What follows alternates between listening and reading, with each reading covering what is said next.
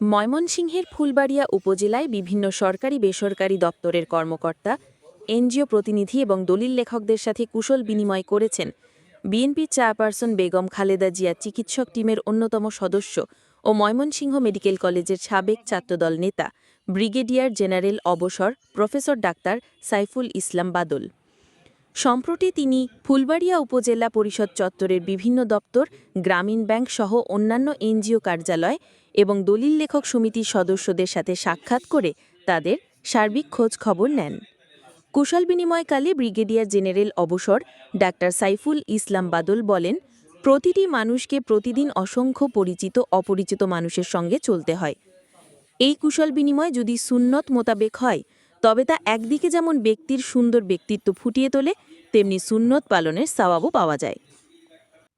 তিনি কর্মকর্তা ও পেশাজীবীদের সাথে সৌহার্দ্যপূর্ণ পরিবেশে মতবিনিময় করেন।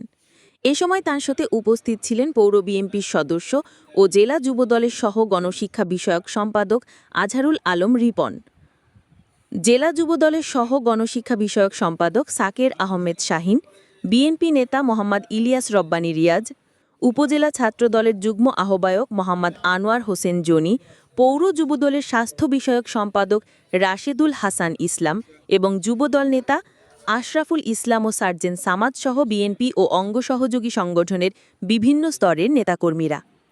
ডাক্তার বাদলের এই পরিদর্শন ও কুশল বিনিময় স্থানীয় কর্মকর্তা ও সাধারণ মানুষের মধ্যে বেশ আগ্রহের সৃষ্টি করে। আপনার স্বপ্নের যাত্রা হোক ফ্লাই ইনফিনিটির সাথে।